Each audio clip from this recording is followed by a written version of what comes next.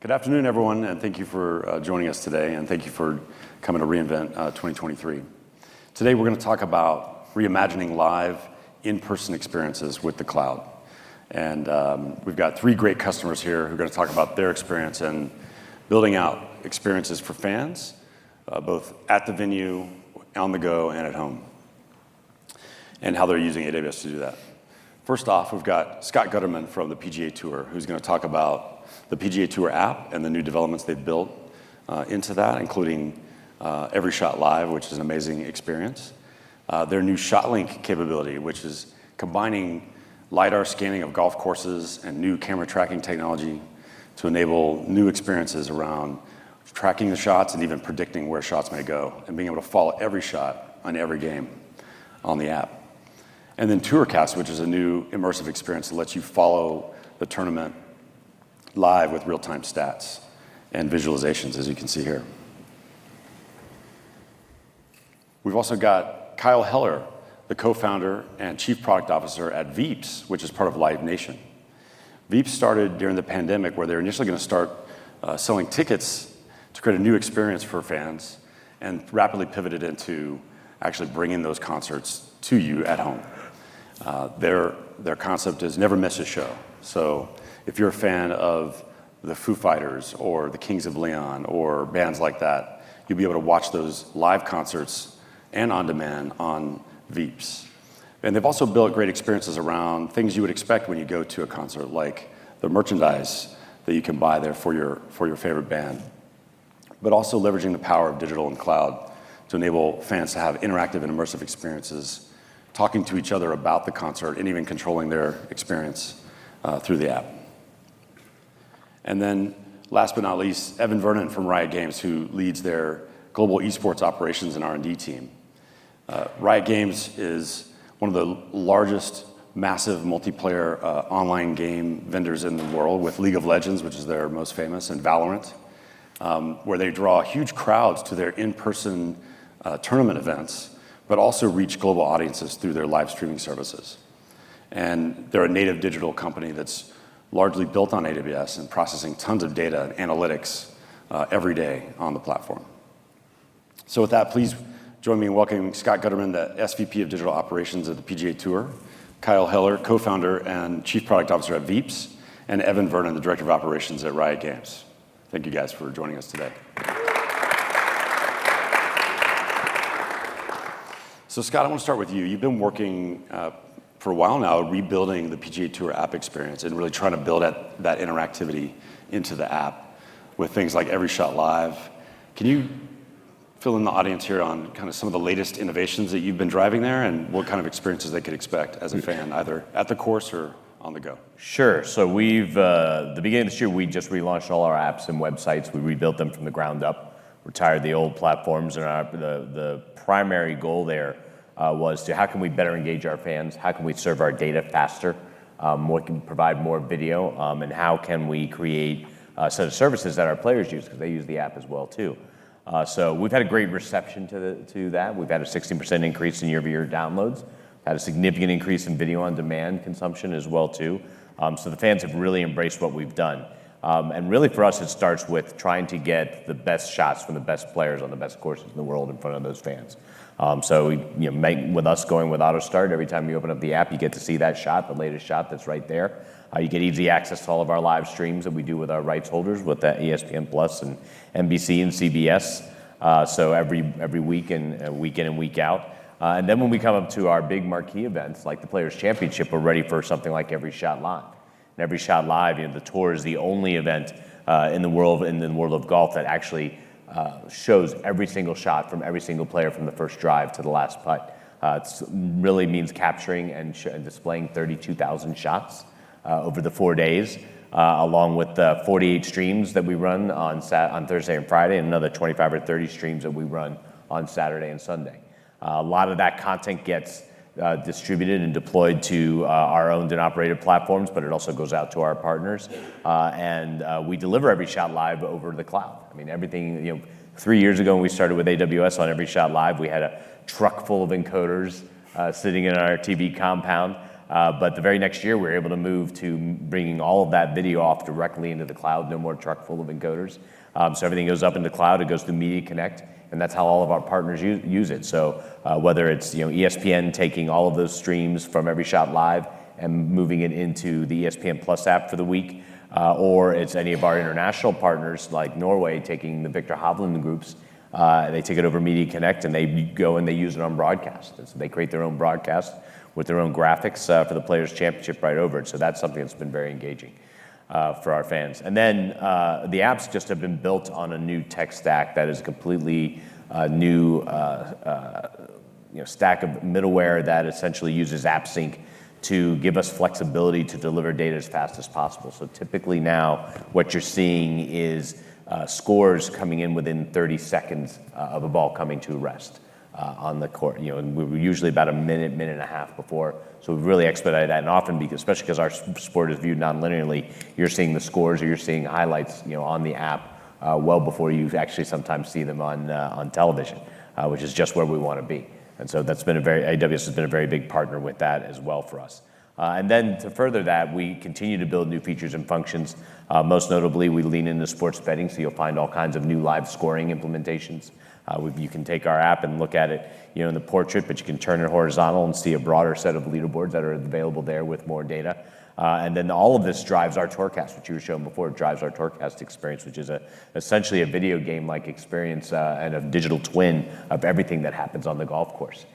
We come to that through 3D mapping and with LiDAR and radar, creating a point cloud of the entire course, and then mapping with the position of every ball across the course, no matter where it is. Typically 14 balls are in movement somewhere around the course during the peak of the day. So it's a lot to bring together to get to people and then to give it to them in a way that they want to consume it, whether that's in Tourcast or on TikTok. So teams did a great job this year. We're very proud of the work. Very cool. As a golf fan myself, I've been to some pretty amazing tournament experiences, but I often find I'm setting up on the first tee at Riviera, or I'm at the 17th at Sawgrass to watch all those water shots. But do you find that attendees at the events are actually using the app as well to keep track of what's going on the course? Yeah, so the attendees are doing just what you do. They're sitting at the 17th hole and they're kind of talking to their buddies about who's going to be closest to the pin. So they have to be able to open up that app right away and see who's closer to the pin in this group, Rory or Justin, right? And then there may be a beer on the line there, and somebody's trying to win. So they need to have that. No prop bets there, no. What's that? No prop bets there at all. Yeah, exactly.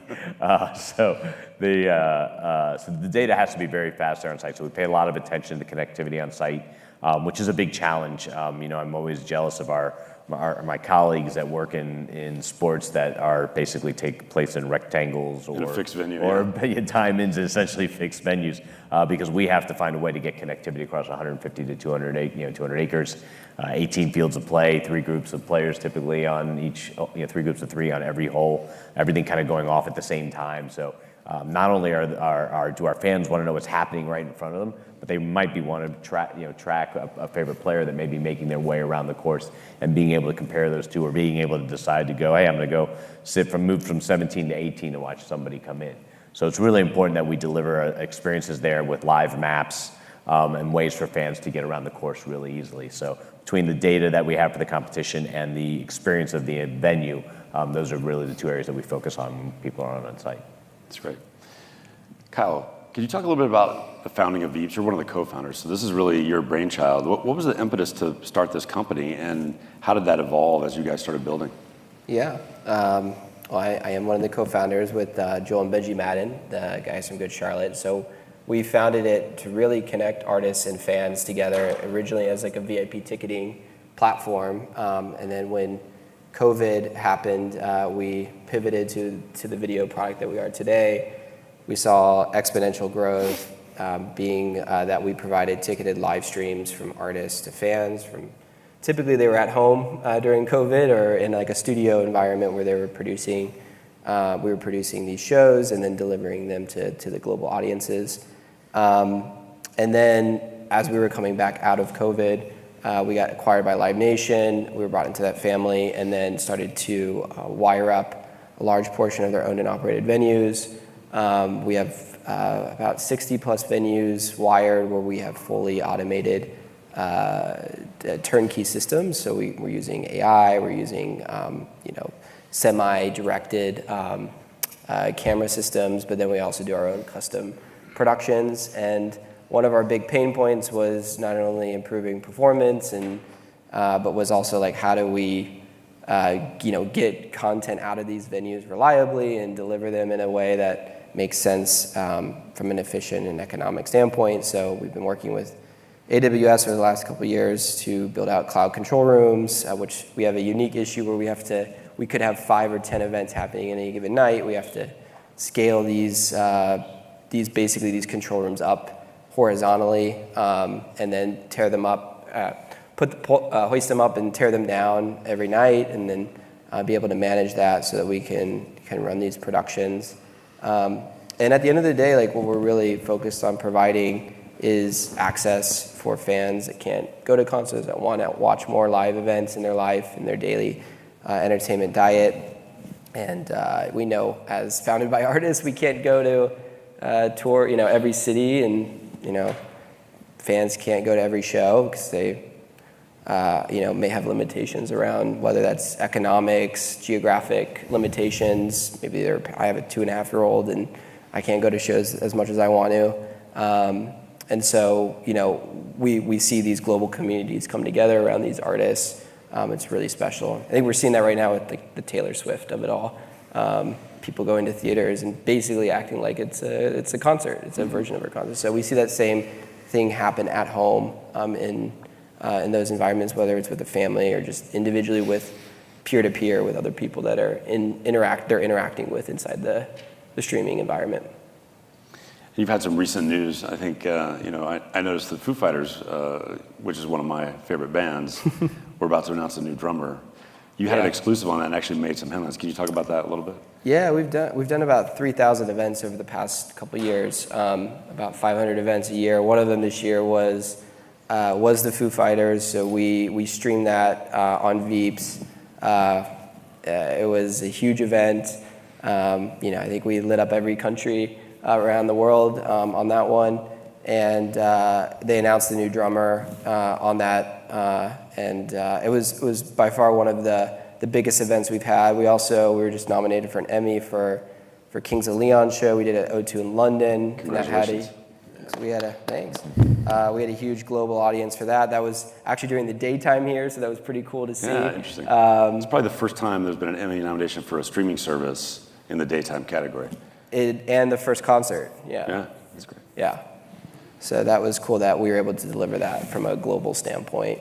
But yeah, the Foo Fighters one was really special, and it was really cool to see the fans from all over the world, tune in and watch. Yeah, that made a big splash. Mm-hmm.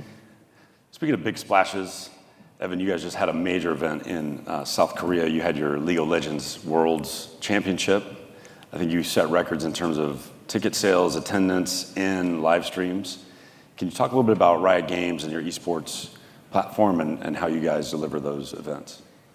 Yeah, I'd love to. So a number of us just got back from Seoul, South Korea a couple of days ago, so I'm still very jet lagged. So I'm normally smarter and more charming. Please take my word for it. We had a phenomenally successful experience there. We throw tournaments all over the world for both of our main sports as well as some of our newer sports that are coming on. And this one, League of Legends Worlds, is our championship, our Super Bowl, if you will. And we're doing this across 4 different venues in 2 different cities in Korea. In our final event, where we finished it all off with the giant AR experience and with 4 different bands, 2 of which were virtual that we created. And when you're on site at these venues, it's just amazing to see the energy and the passion and the vibrancy of these audiences. And one of the things that we really try and focus on from a Riot perspective in general is making just the best possible player experience and the best possible viewer experience. And when you go and you see one of these things on site, and even when you're in a place where you don't really speak the language and the culture is a little bit foreign to you, like fandom just is universal. The power, the energy, the incredible ferocity of fandom is really something to behold. And now as we also go and take a lot of work to distribute this across the globe via our broadcasting, it's something that we're really excited about, the amount of reach that we're getting, about the number of people that are continuing to tune in, as well as a pretty sizable growing audience. This is the biggest audience we've ever had for our Worlds tournament, which is our biggest tournament. It was also the biggest tournament, esports tournament, and the biggest esports broadcast in history. So for us, these things are an incredible amount of work. They were absolutely exhausting, and they were worth every damn second of it. So very cool. I've known esports has been quite the phenomenon, growing very rapidly. You guys have been an early pioneer in that space, but it wasn't until I went to Valorant Champions in LA earlier this year and saw it myself how energized those fans are and how engaged they are in the venue. I mean, I'd been to the Forum a few years before, the last time I went for a Justin Timberlake concert, but I have to tell you there was more energy and excitement in that esports fan base than there was at the concert, which was really interesting. One of the things I noticed though was that a lot of the fans who were there were clearly, younger digital natives, and they were watching the event, but they were also on their devices and they were having this second screen experience. How do you guys support that sort of in-venue second screen experience and deliver that for the fans? Yeah, our sport is a really interesting one because it's unlike most sports that you see. You can't really see the sport being played from the venue, right? Like our players and our athletes are playing on their computers. And so we have to have a very complex broadcast ecosystem that not only allows us to broadcast out to the broader world, but we also have to bring that experience back into the venue in giant screens and in huge laser opportunities. And we're Riot, so we like to blow shit up. So we got pyro and all that fun stuff. And so when we think about our audience, we're trying to really focus on what will just create the dopest experience for them. And as Chris said, our audience tends to be younger. They tend to be completely digital native, and they really want to have that. Their phone is always in their hand, whether they are on, whether they're posting themselves at the event or whether they're actually watching the event itself, and also just ingesting all of the data that's coming off of it and kind of enjoying the statistics. Our audience is very, especially, like these two guys, the power users are just data junkies. And so these are the kinds of experiences that we can help provide via the cloud and via our ability to take all of our data coming directly off of our games and, repackaging it and repurposing it and showing as much of it as possible.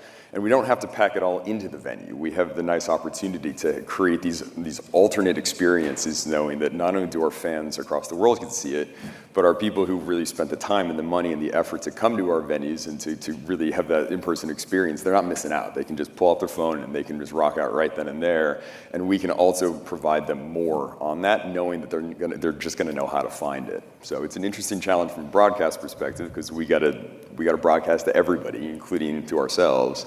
But it is something that has been very worth it, and we're really only starting that journey. So. Kyle, you guys have done a lot of work on fan interaction as well. Talk to us a little bit about what you guys have built in terms of the fan experience, the interactions and the capabilities that you've provided for fans to talk to each other and share their experience, and also the merch table concept. Yeah, absolutely. Well, our consumers are really focused on being at the show that they're watching right there. So it's not like other platforms like a YouTube or Twitch where there's 10 or 20 other things that you could click on. We see, our consumers are watching about 45 minutes per session on average. And so they're there because of the artist, because of the content. And so we actually see about 20% of sales happen through our merch table that we have, which is a fully integrated merch table from every viewer.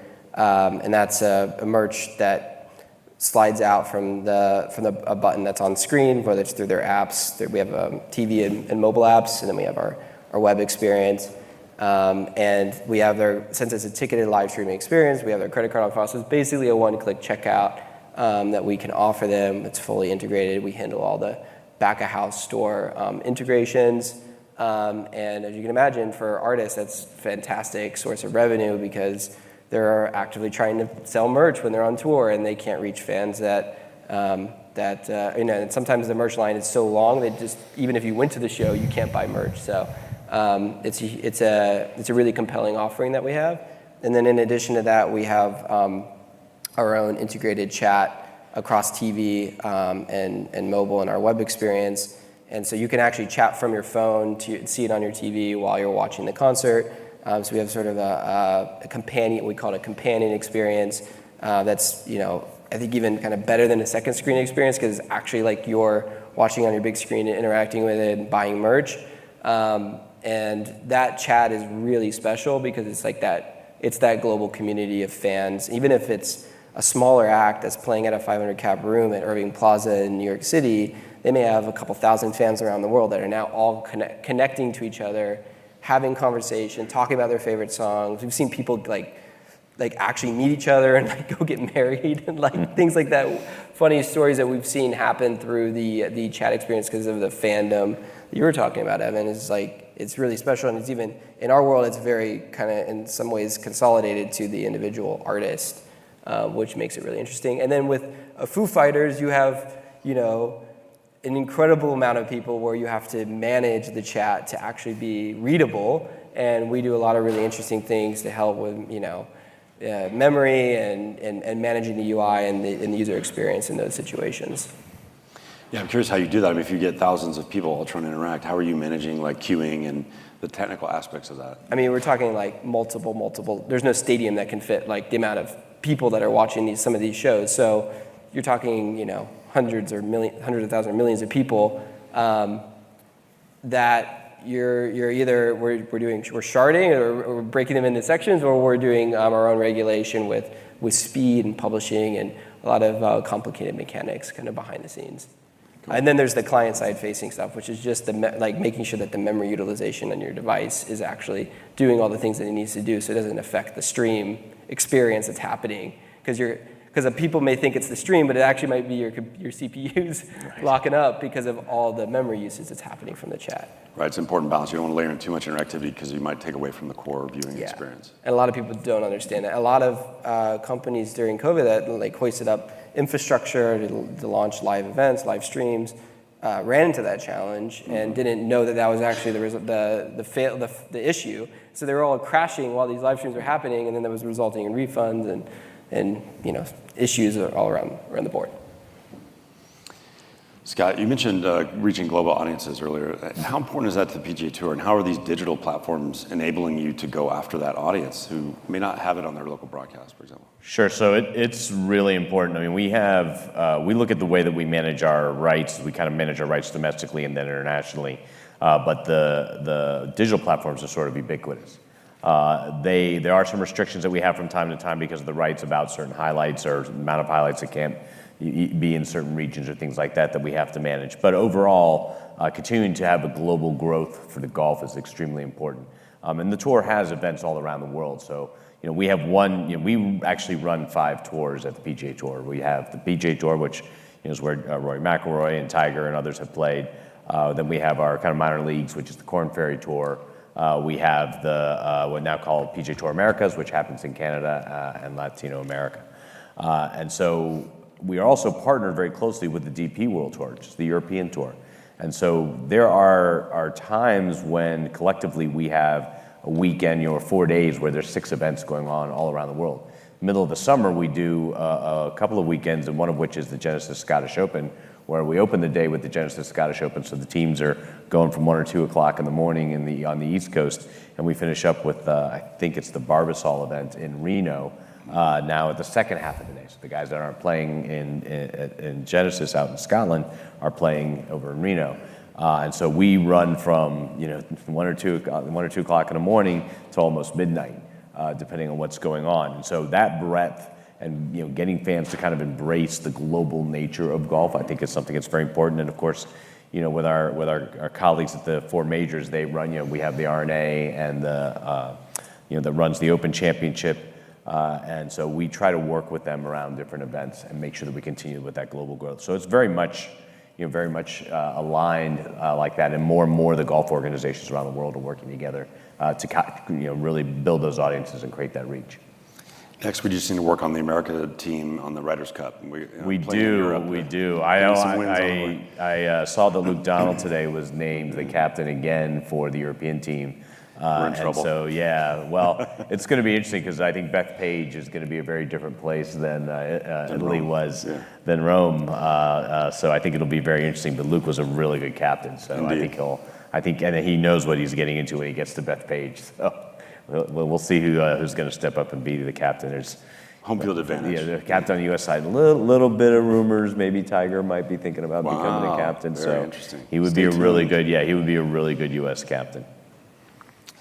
And speaking of global audiences, a lot of your concerts are in Live Nation venues, most of which are in North America. But how are you reaching that global audience, and what are you seeing in terms of growth and engagement? I think you gave me one story about Argentinian fans just blowing up over. I mean, we see certain countries light up around certain artists. I mean, we have the benefit of kind of knowing ahead of time because we're ticketed, so we see, okay, there's interest in this region, so we can then push on marketing and maybe spend more on marketing or do more activation through Live Nation within those regions early on.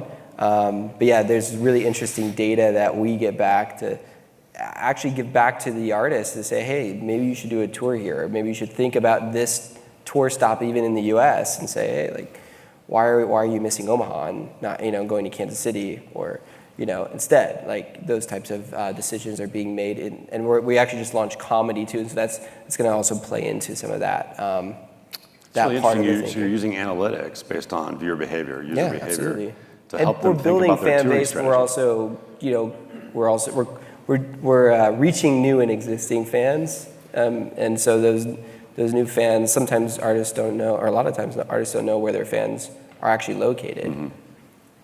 So are you helping a lot of times I think artists are disintermediated from their fans because of the business of touring and booking and organizing Ticketing these things. is abstracted, and so is streaming, and so is social media.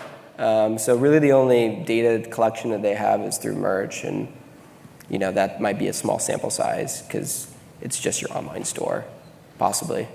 But your co-founders are both musicians in Good Charlotte. Did they have a certain mission in mind in terms of trying to make this a more artist-friendly platform? Absolutely, yeah. I mean, we're building a new category in music and in this, in the live space where artists depend on. I mean, we had some artists, make more money on Veeps than they had in their entire touring career. Or wow, that's great. And we certainly carried a lot of artists through COVID to stay above float or their teams. Through that period of time, and then that's now, carried on as a new category within that space. It's like, you're already performing your show, why not make more money on top and reach more fans? And especially for shows that are heavily in demand. We just did a something corporate 20-year reunion show at the House of Blues Vegas a couple weeks ago, and the show sold out in minutes. The live show, and they hadn't played in 20 years. Mm-hmm. But the online, we streamed it, and it was the most insane thing. We were like, this band has 15,000 people following its social media account, but the demand for the stream was out of this world. It was insane. So seeing those types of moments happen is really, I think, quite special. And we just did a show in Paris at Bataclan with Against the Current, and they haven't toured in a while, and they lit up. There was their first show back. They lit up the world with their show. So it was cool to see. Like, it doesn't matter where the show's happening; people can watch from anywhere. I think we take that for granted with other social media and stuff. Like, you don't actually think about it from a premium content experience. Yeah, this isn't just a clip. This is actually a fully immersive concert experience where I can sit and watch the entire thing and even maybe control my own experience a little bit. It's very similar to sports in 30 or 40 years ago where you could only see the game if you went to the game, mm-hmm. and then there was a pay-per-view option, and then ESPN came and kind of changed everything. And PGAs now exist and everything. Yeah, exactly. Evan, Riot probably has more fans outside of North America than inside. It's truly a global platform. And you're distributing your live esports events to audiences all over the world. How are you managing that sort of distribution process, and how do you see that growing and evolving and how do you scale that as it grows? Yeah, so we this year alone have done 7 global shows across 6 different countries. We have huge audiences around the world, and they all, have very different kind of needs, desires, cultural tastes. And so when we produce these shows, we need to make sure that we can produce them in a way that we give everybody the best possible experience. And so one of the things that we are really focused on, and we increasingly have to do more and more of, is increase our footprint of availability to our partners that can create regional versions of these shows, right? Like, we can't just, it is not at our standards to just distribute one of our events in English or the language of the place we are and then subtitle it. That don't fly for our audience. It's just not good enough. And so we have really focused on building out a distribution capability that is international in scale. It is a combination of private cloud and public cloud. And it really allows us to take kind of the base feed, the world feed, if as we call it, and then distribute that out to a number of regional partners who can put their own graphics, their own languages in the chyrons. They can put their own casters in that are doing their own analysis. They can put their own music in. They can do everything, and then they can distribute to that region and that audience in a way that is a genuinely authentic and exciting and cool experience. And so that is something that we have really focused on, and every year we have a bigger and bigger footprint that we have to cover on that. I think the other thing that we have to really think about, and one of the reasons that we have kind of gone the route of going from like more regional remote broadcast capabilities, is that we not only run these global shows, but we also run hundreds and hundreds of regional shows a year, because we have a number of regional leagues that feed into the globals, kind of like if you are a soccer football fan, like the European leagues and then the Champions League. So we have to really be thinking about how quickly we can scale, how far we can reach, and what kind of tools we can give these regions to self-support, but also that we don't have to buy this stuff like 12 times. Like, it just doesn't work. So we have really tried to focus, especially in the past 2 or 3 years, on creating a distribution capability where we can centralize into our regional broadcast, our remote broadcast centers across all of the regions and our global shows, but then also expand into the cloud services and capabilities, so we can very quickly spin up excess capacity. We can very quickly create more like new tool sets that we can offer to any of our first party or kind of second party providers that we can reach anywhere in the world. Because what we really need to do when we produce shows and when we distribute shows is the infrastructure, the capabilities, the software, the production, it has to be invisible. It just has to be completely invisible to the people who are producing it, and it has to be seamless to the people who are watching it. And so that's where we have to think about everything at global scale. We have to think about everything at high redundancy, and we have to think about everything in the context of what are the ways that this is going to break. One of the biggest problems we have so many chainsaw problems. I can't even describe how many times we have been woke up in the middle of the night because somebody got too wild with a chainsaw and cut something, and it took everything down. So we tried to get rid of chainsaws. They said no. So all right, we're gonna have to figure out how to distribute this stuff a little bit better, and how to make sure that we have redundancy not only at physical locations but also in virtual capabilities, so that we are safe and that we are highly scalable, and no matter what our production team needs, no matter what our audiences demand, we can be there instantly, and we can be there at whatever scale they ask us for. Shifting gears a little bit, I want to go a little more technical, if that's okay, Scott. Mm-hmm. You've got some really interesting new innovative things you're doing with ShotLink 2.0, tying into TourCast, but also tying into broadcast experiences, and even the officiating aspects of the game. Okay. Can you talk a little bit about what you guys have done in terms of the investments you made around scanning and then camera technology, and how you guys are going to use that today, and then maybe some of the ideas for the future? Sure. For us, we are just getting ready this year to officially roll out scoring with our new ShotLink 2.0 program. What we're going to be doing is replacing the 20-year-old ShotLink program with 120 cameras across the course and 2 radars on every hole, a radar on the green and a radar on the tee box. Scoring will largely go from being a volunteer-driven system where the volunteers would go along and help score and have walking scores, to one that will have many less human beings involved.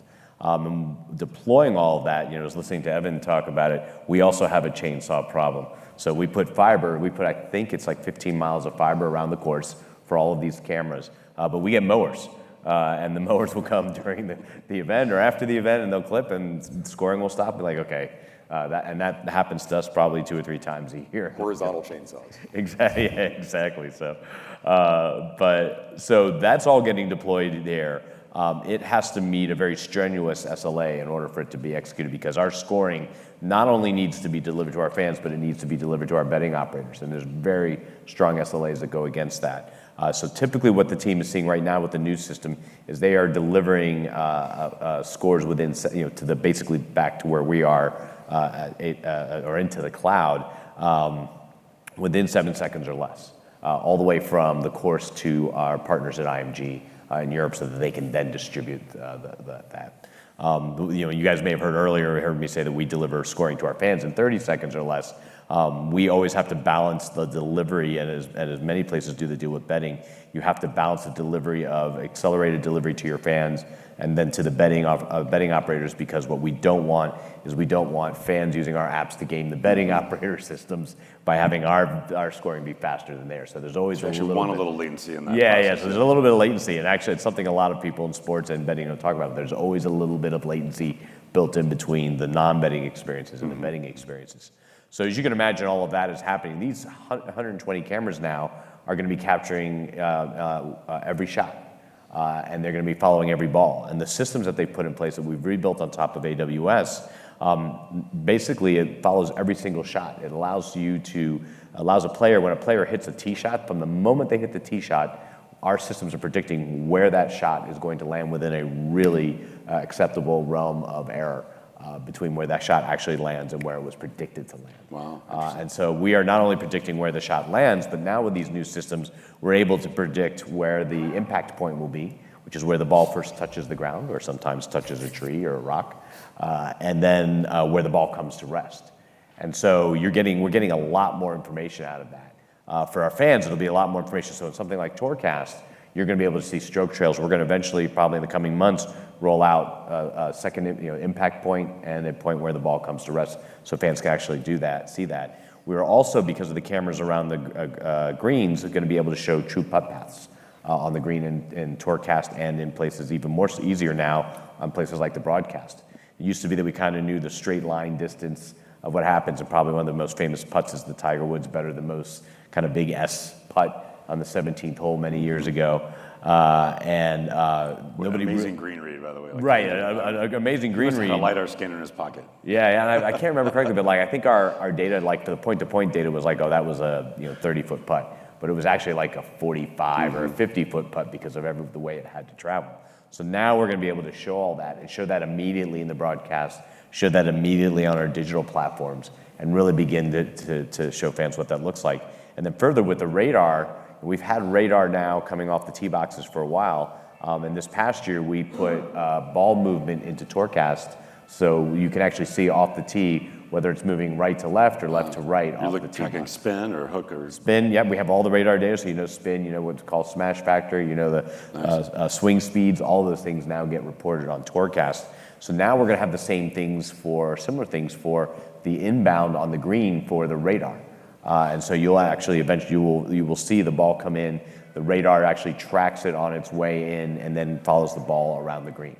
So it's all going to be really great stuff. I mean, and again, this data will make its way into engagements like we work with Golf Plus VR, which is a VR platform. It's the most popular golf game on the Meta Quest right now, like 1 million users on that game, and they actually have our courses in there, our official partner there. But we also have started to bring in actual live shots into that environment in different engagements, so that I could actually try to hit like Tiger. Yes, you can only actually try to. Yeah, you can only try to hit like Tiger. But this past year, at the 16th at Waste Management and the 17th at TPC Sawgrass, you were able to try and hit the same shot within minutes that the shot landed. Wow. Inside the game. It was immediately posted. From the course to the game, it was immediately posted, and you could actually be side by side that game. We would show you the actual shot and then give you a chance to do it. And the guys had worked it out, so they set up targets, and they were fan cheers and boos depending on how well you did.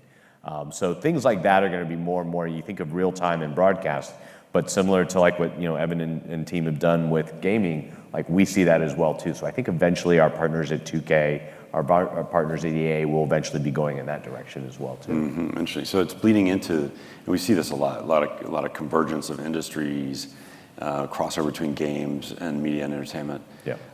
You're collecting a ton of data and you're making that available in all kinds of new platforms. AR, VR, you mentioned, Tourcast, which is like a digital twin of the course.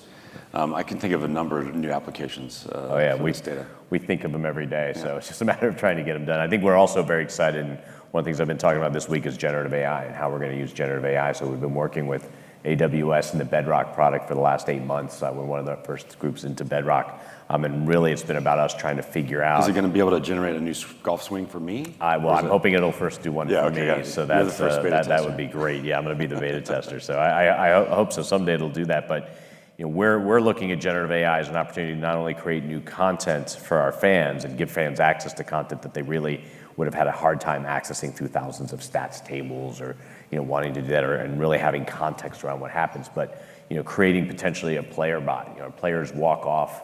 We have a new member app that we're going to be building, a player app that we're going to be building this year. I'm retiring our old one. I want a Rory McIlroy to be able to walk off the course and have that player bot say, okay, based on how I know you like to play your game on this course, here's how you perform today. And be able to give them those updates or give those updates to their coaches so that they can evaluate their games overnight. They already do that now by looking at video we deliver to them overnight. So between the video delivery and that, I think we can create something pretty powerful for our players. And then the last item is I think we can build some really great tools for our broadcast partners, with a Nance and an Immelman calling a CBS broadcast, and they know the groups of players that they're following. Why not let them have a console that says, you know what, after every shot that Rory hits, or this group hits, or these guys hit, give me 5 talking points about that shot.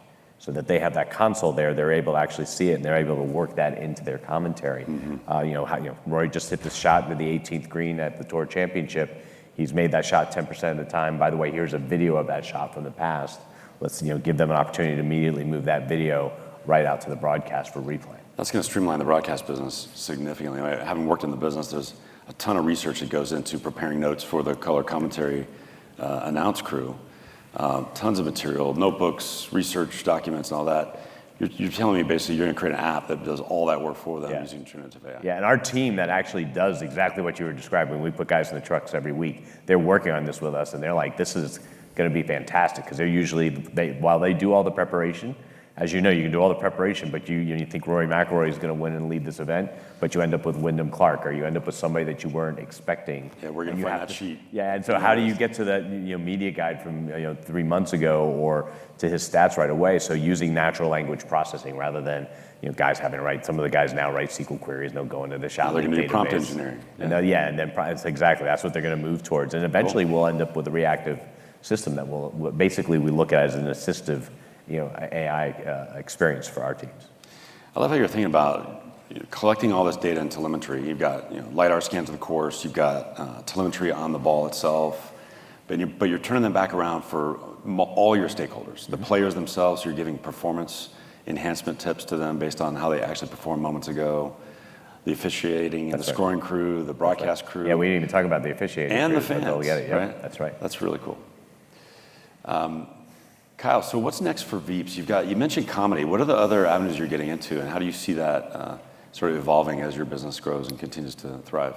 Yeah, we just launched our subscription product. So we were ticketed live streaming for years, and then we still have ticketed.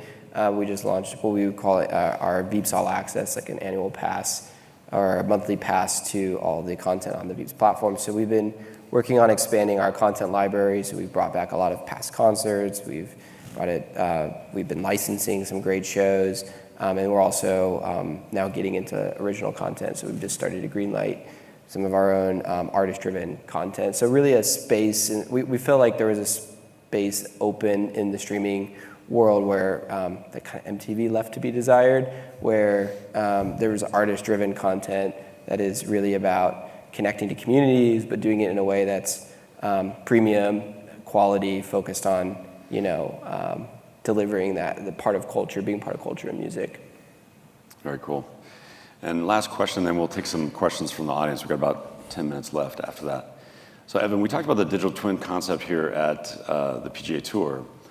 Riot games are digital by nature. They're basically running in the cloud natively as a virtual world. You're collecting and managing millions of data points per minute for these games. How are you taking that data and enhancing that live experience in the venue or on the go for the fans?